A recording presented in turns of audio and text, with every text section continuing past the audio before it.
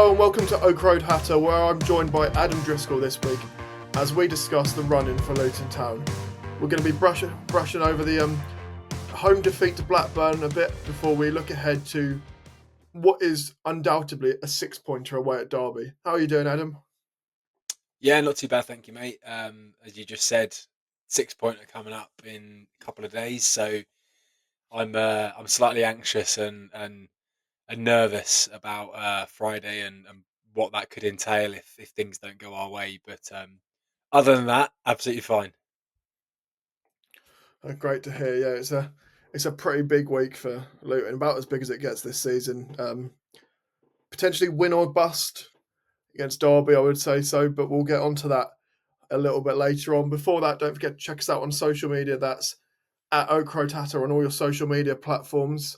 And you can see some of the latest content we've got coming out, whether that's podcasts or written content. And also check out our website where you can find our merch, which if we're staying up, we're going to, and it's a big if, we're going to need to get some more merch out, I think. So keep an eye out for our merch and check out what we've got already. We'll get straight into it and we'll talk a bit about that Blackburn defeat because it was a game we looked at and said this is probably a must not lose or a must win, and it just wasn't to be on the day, was it, Adam? No, not at all, not at all. And it was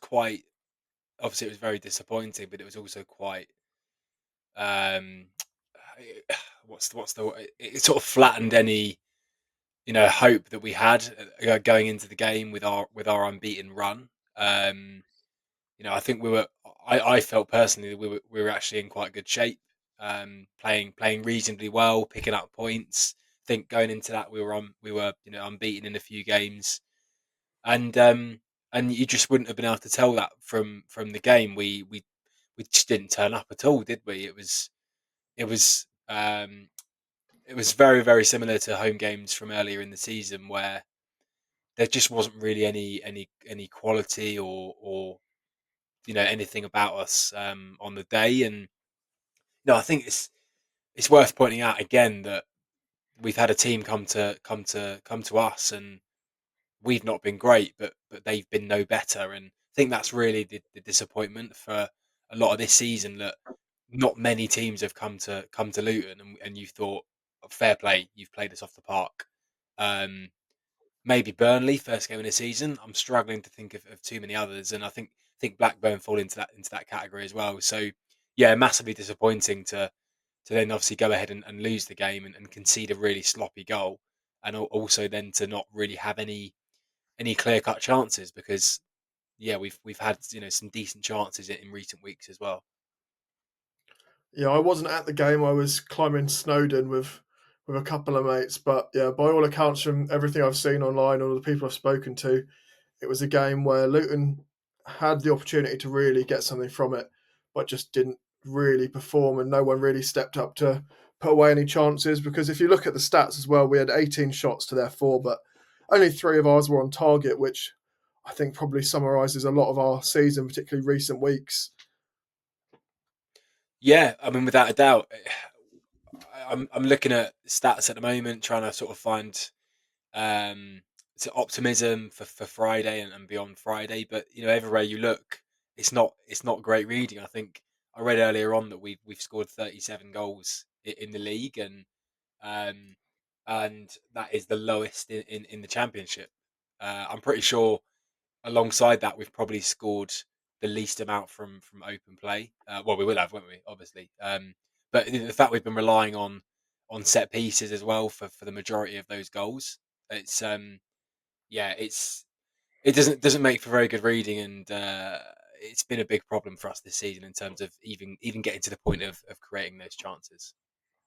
Yeah, we've not been a big scoring team this season. We've actually only scored 37, which is quite comfortably now the lowest in the division, as far as I'm aware. I don't think anyone's scored fewer goals than us now this season, which, when you compare it to last season, where we were playing against much better teams and we were scoring pretty much every game in the Premier League. What you look at some of those games, the 4-3 defeat to Arsenal, a 4-4 with Newcastle. So there was a lot of teams that are absolutely brilliant defensive teams, and we were scoring loads. So you look at the players we've got in attack as well. It's not really changed in many areas. Obviously, we've lost Ogbene and we've lost Barkley, but the goal scorers that we had in that side were Morris and Adebayo, and we've still got them, albeit Adebayo was injured.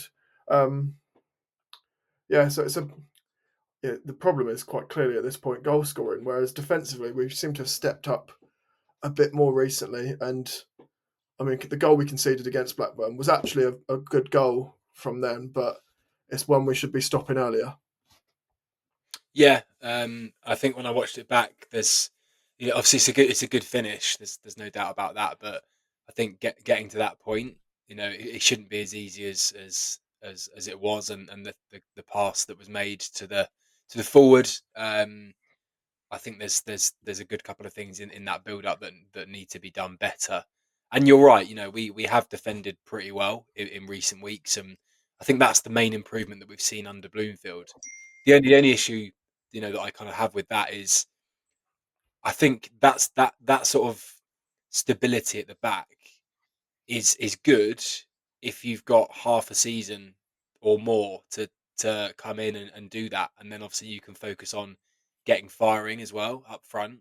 Um, Bloomfield's had a limited amount of time in a sense, and yes, he's strengthened us at the back, but we've not scored goals. So we're the later we left it for the decision and the change, obviously the less games we have and the more games we need to win. So it's yeah, it's just one of those things, isn't it? I think there's a lot of things that we've been doing well in defence, but ultimately we need to score goals to win games.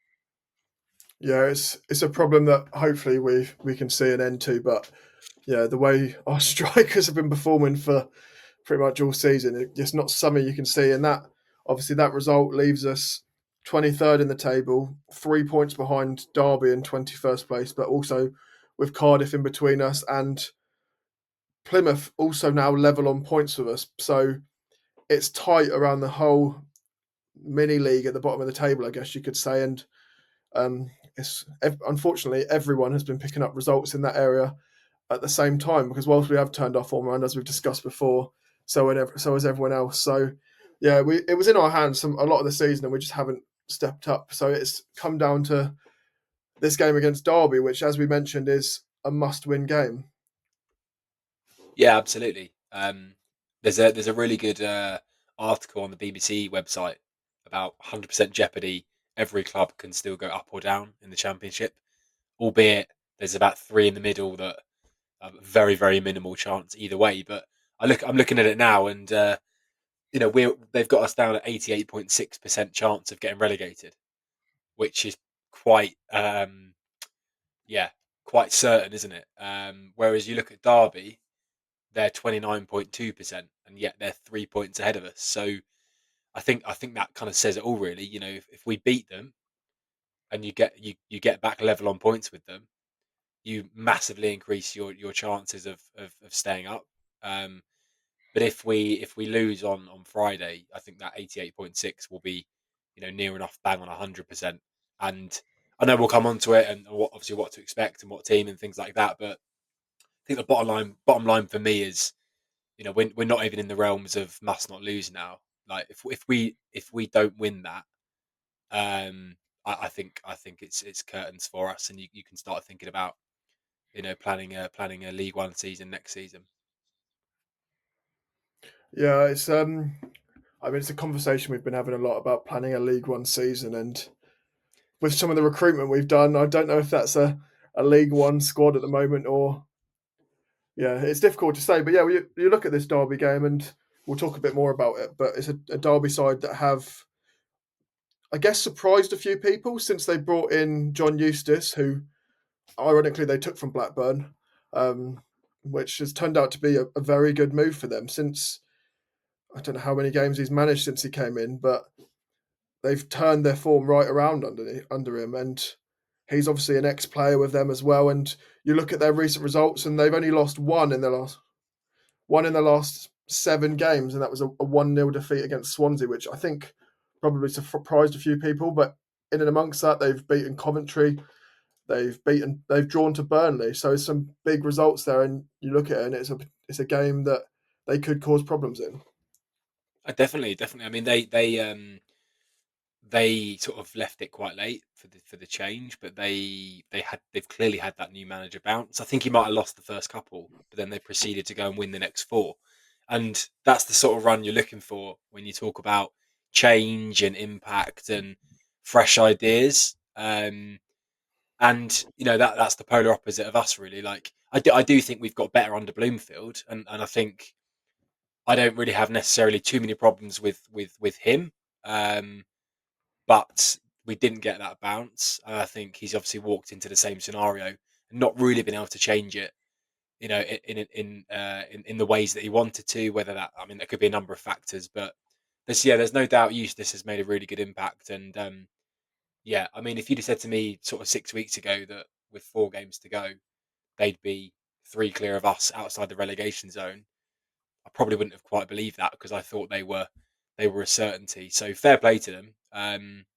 It's going to be a tough game. Like they're going to look at this on Friday and they're going to go, right, well, if we win, if Derby win, like they're nearly there. Like that's us. That'll be us not catching them, based on the fact they'll be 6 clear of us, 7 with goal difference, and you've got 9 points to play for. If Plymouth don't win, I think Plymouth. I'm not sure who they're playing, but if they didn't win, then all of a sudden that's probably two relegation places that they're clear of. So it's a massive game for both teams, and I think both sets of fans will be looking at that, with a must-win mentality. Well, Plymouth have got Middlesbrough, who, after starting the season absolutely on fire, and a lot of people tipping them to go up, potentially even automatically, they seem to have dropped off a bit. But it's Middlesbrough away, and you look at Plymouth's away record, and I can't remember I don't think they've won a game away from home apart from one game. Apart from Portsmouth this season, they've not won a game away from home. So you look at that, and we've got to think that they're probably not going to get anything there. So it's a real opportunity for us to stretch that gap to them a little bit, and it's something we need to do, because one of us is gonna. I can see one of us really pushing come the end of the season.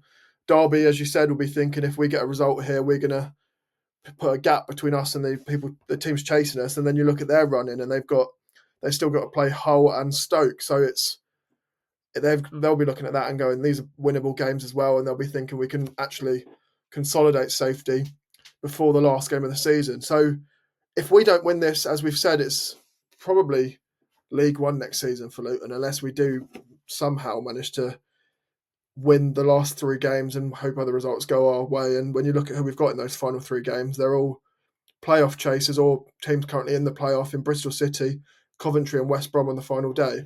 We're going to go to a quick break now, but when we come back, we'll be talking a bit about the players that could cause some problems for both us and for Derby.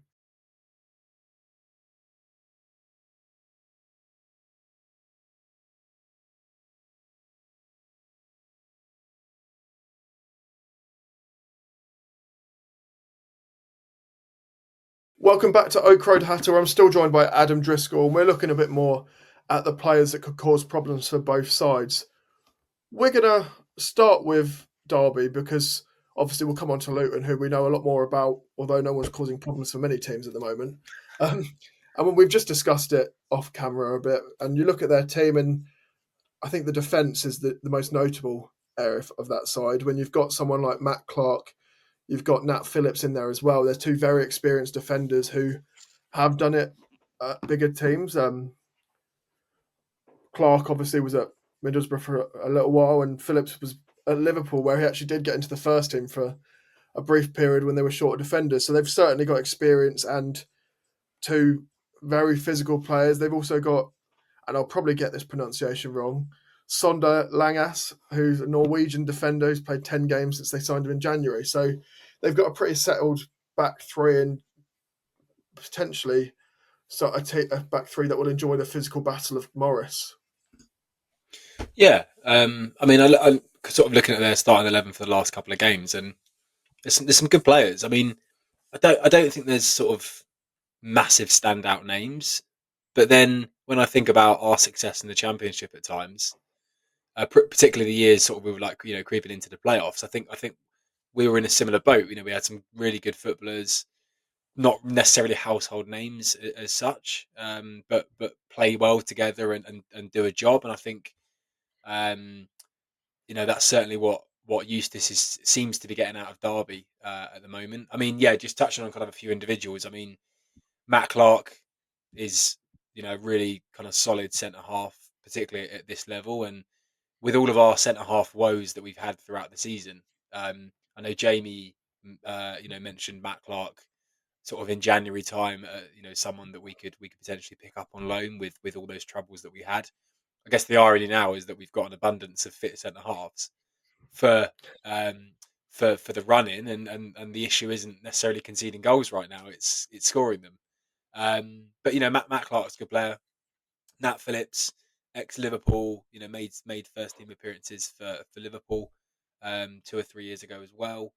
And then other players like I've always sort of rated Kane Wilson on sort of right wing back. I think he was one of those that did really well at Forest Green with under Rob Edwards, and I wouldn't have been surprised to see sort of him join us when Edwards was around.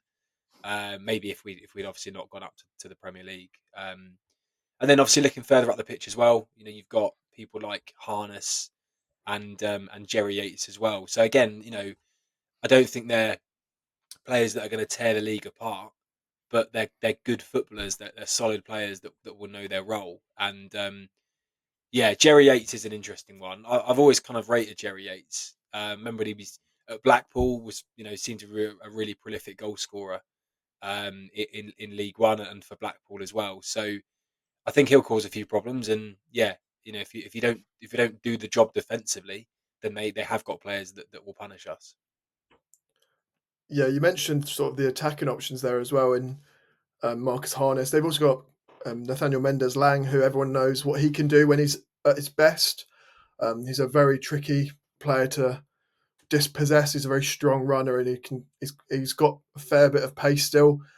He's obviously not young anymore for a winger, but he is a player that will put in a shift for pretty much every team he's playing for.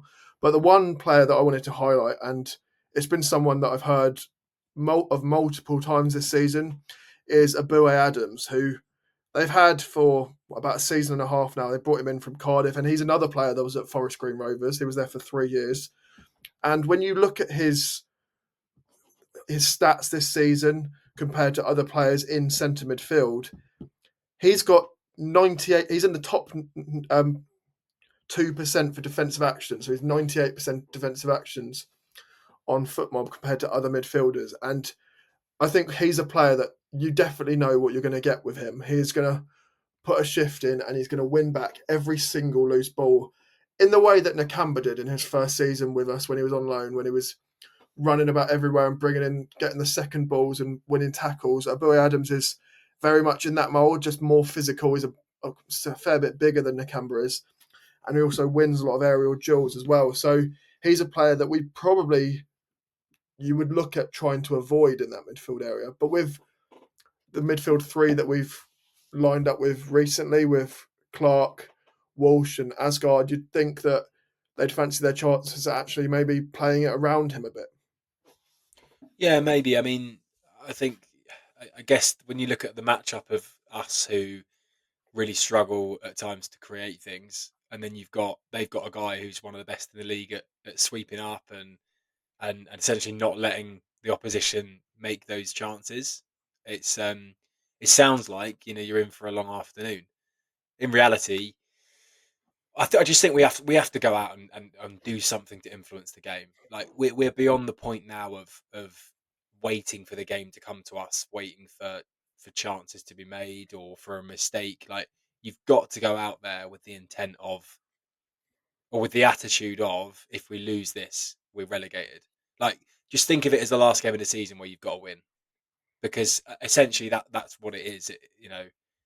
That's going to be the outcome. It's going to be really what decides whether the season's alive or not. So yeah, they've got obviously some good players, and we mentioned Adams and those stats, but we've got to go out and kind of put our own sort of stamp on the game. Yeah, and then we've obviously mentioned through the midfield there, and you look at the players who have stepped up when we needed them this season. Jordan Clark is the one in particular, especially recently, who's put the shift in and really been that standout player. He has, yeah. I mean, I was quite frustrated with him first half of the season, but I have to be honest and say that I think we've seen, you know, sort of not necessarily the best form he's ever been in, but we've seen the Jordan Clark of old and that consistency in recent weeks. And he's just a massive key player for us. I think, not to jump too far ahead, but I'm sort of spent a bit of time before we jumped on here looking at our squad and who stays, who goes if the worst does happen. And I think Clark's just one you've really just got to try and keep hold of, because to me he's captain material. Um, he's experienced as well, and I think he's just sort of that really busy player that we're going to need wherever we are next season. But particularly if we do end up getting relegated. Yeah, definitely, and I think he'll be a player that every Luton fan will be looking at, going, we need to keep hold of him, because in League One he could be an absolute linchpin. You could see him being a player that could go for Player of the Season in League One quite comfortably, because he was able to perform pretty consistently in the Premier League and even in the Championship, where we've been poor this season. But last time we were in the Championship, he was very effective. And you could just think, dropping down to League One with the experience he has of playing against better sides, he could be a very, very useful player. But hopefully, we won't be in League One next season, because we're looking at the rest of the side as well, and you think we've got the players to make a difference. A player who hasn't really performed for us at all when he's been available this season, he scored just 2 goals and then was out for a significant amount of time, is Chong, who a stat was doing the rounds on social media the other day. He's played 66 times for Luton and he has never had an assist. And for an attacking player, for a winger or an attacking midfielder, that is a pretty shocking statistic. Yeah, I saw it in the week, and I'm just amazed. I'm amazed by it. I mean, on his day when he gets his quick feet, and draws fouls and really sort of like takes people on. He's a really good player. I mean, I always think back to the Preston game earlier in the season away from home. We lost 1-0, but I think he got fouled about 10 times in the first half, just him alone. But aside from that, we just don't see enough of the quality. I like, the best game he's had involving Luton was when Birmingham came down to ours and he tore us apart and they won 5-0. Um, I mean, the memory I'll have from Chong if he ends up moving on in the summer is the Liverpool goal on the counter attack, which was obviously brilliant at the time. But he's done. I just can't believe that stat.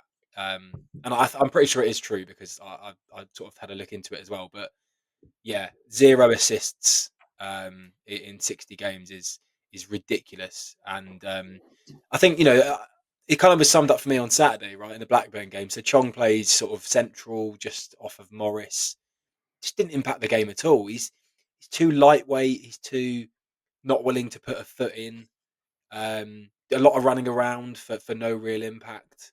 And when you're in this sort of situation that we're in, that's the last thing you need. You need players. You need old school players like your Glenn Rays and people like that are willing to flip someone upside down like Lansbury. You need that fight. You don't need someone running around too worried about sort of protecting their haircut and not willing to do the hard work. Well, Lansbury is still doing a bit of running around, actually. He's playing in this baller league, which for weeks I had no idea what it was. And then I had a look at it and it's like a very high budget six-a-side league. I can't remember who he's playing for, but yeah, he's involved in that. And I think he scored a couple the other day. So I don't know if he fancies coming back. I'm not sure if he could do a full 11-a-side game, but I reckon he could come in and kick a few people for sure. Another area that's a bit confusing maybe now is the defence, because as you mentioned earlier on in the episode, we've now got defenders back. So we actually have an abundance of centre-backs for the first time in I don't know how long. You look at the back three that started recently, and it's been Makoso, McGuinness, and Bell. And now with Mengi and Burke back, it just raises the question who starts in that back three. Because for me, I think McGuinness is probably undroppable in that three at this point in the season. He's been maybe our best defender this season. He's certainly been the most consistently fit. And I think for me, he has to start in that three. Yeah, it's an interesting one because there are those options now, and you've even got like Naismith on the bench as well, who hasn't really featured in the last sort of month. Um, I mean, I think personally, I think we've seen the better days of Amari Bell. I'm not particularly enjoying the performances, the miscontrols. Like he did one on Saturday, and I think the ball just ran under his foot, and then the Blackburn are in, and you're thinking this is just simple stuff. So I can't say that. I know he's a left-footed option that we're limited with, but I think I'm kind of I've run out of sort of tolerance and patience with Bell. And I think for that reason, I'd probably bring Naismith in because he gives you that left-footed centre half option instead. I think no real issues with Makoso and McGuinness. Obviously, Burke you've got there as a very very suitable replacement for one of those two. Um, as for Mengi, yeah, I mean, there's no doubt he's a good centre half. Like technically wise, he's probably our best. But he's another one that you look at and you go, does he really want to be here? And I can't sit here and go, oh no, he's definitely putting everything in it for the cause. Like I didn't seem that fussed on Saturday. It was just sort of like pumping long balls into the box. Um, and yeah, I'm not convinced that he should be playing because as I said again, you need fighters and people willing to not be looking at June and July and talking to their agent already about a summer move. You know, if you're good enough, that will come. But I think there are a few players in the squad that are doing that already. Um, and yeah, as you said earlier on, social media, putting all these Instagram stories together and shit like that. I'm like, we're in a relegation battle to not go to League One, and someone's putting together these little Instagram stories and TikToks and stuff. I'm like, I can't get behind all that. I might sound like a proper grumpy old man here, but I can't get behind the promoting yourself on social media while your team is in the position that they're in. So very off topic. We were talking about centre halves, but yeah, I would go with Naismith in for Bell, and I'd continue with McGuinness and Makoto. Yeah, whilst I agree with what you're saying about Mengi on social media, he probably shouldn't be posting so much stuff. Obviously, he has just come back from a long injury, but he could have had the surgery in the summer. The way you said it, I don't know if you've ever sounded so old on this podcast. So There'll be plenty more was time for that in future weeks. So. no, I agree. To be honest, I think Makoso has been one of the standout players when he's played recently, and he is someone you look at and you go, he really, really gives a shit every time he plays. He puts in such a shift, and every time he makes a tackle, he's turning around and celebrating. He's just someone you look at and you go, you really want to be here. You care about playing football for any team you. And I have a feeling he'd be like that for every team he plays for because he just seems like that sort of individual. But he's incredibly passionate, and you want someone with that passion in the side. And I think it probably lifts the players around him as well because how can you not help but love him when he's behind you doing that? Although at times he is a little bit chaotic, which wouldn't fill me with the most confidence if I was in front of him. Yeah, but I don't mind that. He's the games that he's played since he's come into the team. He's been brilliant, and he has the passion. And there's clearly been a correlation between him coming in and us stop chipping 2 or 3 goals a game. My only fear with him is are we going to keep hold of him? Because he's already done enough to prove that he's a good championship centre half, and yeah, I think someone could take a punt. But let's be honest, if you've got ambitions of success in future, whatever league that may be in, he is somebody you have to nail down and almost build your team around because look, we're going to have to restructure things and move things about in the summer regardless. And him and Asgard and they're two names that I'm thinking they are core to my team. Let's build something for the future around them. So yeah, I'm a massive fan of him, and I hope we see him for a good few more seasons with us as well. Another player I just wanted to briefly touch on is Jones, because he's shown in moments that he's a very, very talented player. He's incredibly quick. He's good on the ball. But as I said, it has been moments. He obviously got the goal against Leeds, but it's one goal in what, in 14 games for Luton. He's not had an assist. So you can't really look at it and go, he's been at his best for us. But maybe the whole team he's been in hasn't been at their best either, and that's why he's not looking as consistent. Yeah, he's an interesting one. I quite like him. I think he's been a good signing. I think obviously people are looking at it and go, well, like where's the impact in terms of goals and assists? But I think he looks threatening at times, and I think he will only get better with us as well. I think interesting with him, he reminds me a lot of Ogbene in the sense of I think he's a lot better at right wing back when he's got half the pitch in front of him than he is as a right forward when you get the ball and you've got a defender or left back or whatever, right on you. Um, so he's very, very similar to Ogbene in that sense. And obviously, everyone will remember Ogbene for things like Newcastle away when he was, up against Dan Burn, albeit Dan Burn obviously is quite slow, but that sort of position at wing back, he was monumental. And yeah, Jones is another one that I'd be looking at going, let's keep hold of this guy and build something around him as well. You sort of beat me to my question there, because I was just about to say, is he not helped by the fact that he will be being compared to Ogbene, and Luton fans obviously loved Ogbene so much last season, so it almost puts more pressure on him. Um, yeah, I mean, I think there will be that direct comparison because of the type of player they are. Um, you could categorize both of them as extremely quick, maybe lacking final third impact because let's Ogbene didn't exactly score a hatful for us or come up with loads of assists, but he is an impactful player. So I think they are very, very similar players. When you look at it on the face of things now, had we been sort of safe and secure and everything, you'd look, well, 8 million for Ogbene, and not sure what we paid. I think maybe something rising to 5 for Jones. Um, I would say that's pretty good business. Obviously, we look at it with a tinge of disappointment because we are in the position that we're in. But there will undoubtedly be that comparison to Ogbene. But I just hope we see Jones for a bit more than we did Ogbene. No, I have to agree with you there. Obviously, there's the left side is a bit more complicated now because Alfie is out for the rest of the season. You could argue he's actually not been performing that well since he came back from his first injury. People have mentioned that he doesn't look as fit as he should be. Certainly not as fit as he was last season, where he was getting up and down the pitch constantly and getting balls into the box.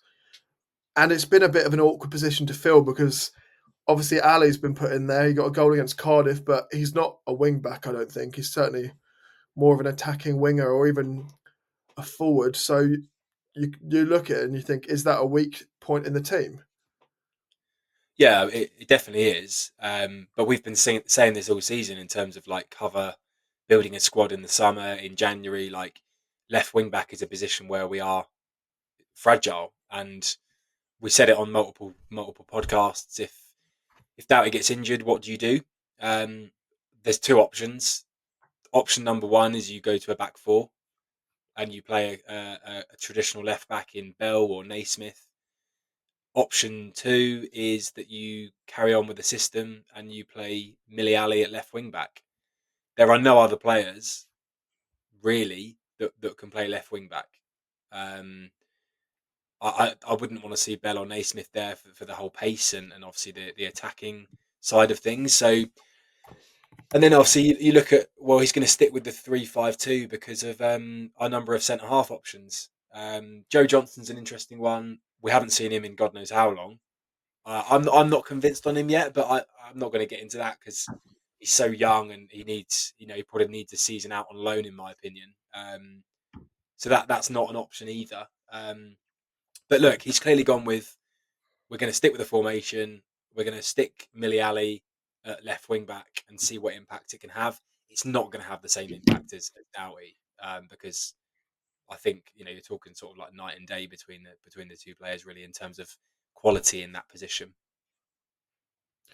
Yeah, absolutely. So it's sort of you look at it and you go, we need to be looking at getting the ball through the midfield more, which is not something we've done in, well, probably since the season before we got promoted. We haven't really looked to play through the midfield apart from using Ross Barkley, and that was basically using him as a one-man midfield at times. And he's obviously played in Champions League quarter-final, last night at the time of recording. So yes, slightly different position to where we are now. But you look at the midfield, and as we've already discussed, Walsh, Clark, and Asgard are all very, very capable players and should be getting more of the ball and creating more chances. But then the question is, can Morris finish those chances? Because he doesn't look remotely close to the player that we've seen in the Premier League and when he scored 20 goals last time we were in the Championship. And you look to the bench, and our only real option there now is Nordas, who people haven't seen enough of to make their mind up on. Yeah, I'm not quite understanding the Nordas thing. We've invested some decent money in him as another forward option, but he can't really seem to get on the pitch or certainly start games. Again, I mentioned this a few weeks ago. We made some good signings in January with Jones, Asgard, obviously Makoso on New Year. But I still question how many we signed, or did we sign enough to make an impact now or for the remainder of the season? The answer, quite simply, is no, because you've got players like Bowler, who I'm pretty certain is a barber that's impersonating a footballer most weeks. Naismith can't get back in the team, and there's just not enough that have made an impact here and now, really. So it's a horrible one. It's a difficult one to digest, and look, it all comes down to Friday. We've been talking for weeks, and we've been up and down and positive, negative. Ultimately, everything comes down to Friday. If we win, we're alive. If we don't, we are gone. Yeah, it's as simple as that, really. And you did say Friday there. You do keep having to remind me that it's Friday, so I need to make sure I'm going to Derby on Friday and not Saturday, because otherwise I'll be in Derby when I don't want to be. Yes, obviously an early kickoff will be on TV again. They must just enjoy watching us suffer on the TV now. But yeah, hopefully we'll have a good number of Luton fans there. As we always, to be fair, you can't question Luton fans going home and away. We consistently make a good noise in an away end, so it's down to the players now to perform for those fans. And I'm sure it'll be a bumper away crowd, considering it is a bank holiday as well. We're gonna do some score predictions now, and it's pretty tough to predict when it's such a must-win game. It's hard to get your head and your heart separated for this. But yeah, Adam, I guess I'm going to ask you to do it first because I am hosting. I'm going to stick with the prediction I gave to the Derby boys when I did a quick segment for them, and that was a 1-0 Luton win. And I mean, obviously, we're sort of picking apart certain things, and I'm not overly optimistic at times on the pod, but I'm just going to go with the fact that we absolutely need to win. We can't be any worse than we were on Saturday, so I'm going to go for that 1-0 and that clean sheet. And I think I predicted it for maybe the Stoke game. I went 1-0 Luton, Asgard. I'm going exactly the same again. So yeah, I do a lot of things for that to come true. I'm also going with my heart in this one, and I think Derby will score at home, but I'm going to go for a 2-1 Luton win. And it might just be completely blind optimism, as I've done on many occasions previously, but I'm going to go for a Colton Morris goal. And I just don't know where that goal is going to come from. If it's bouncing around in the box and it pings off him and goes in, I'll be happy with that. But yeah, I'm going to go for a 2-1 Luton win and a Colton Morris goal. And we'd love to know your thoughts if you're listening to this. So let us know in the comments your score predictions. And also if you've got an opinion on anything else we've discussed, whether that's the January signings or the options in defence and attack. So let us know your thoughts. But from myself and from Adam, thank you very much for listening. And we hopefully will be having a bit of Easter luck this weekend.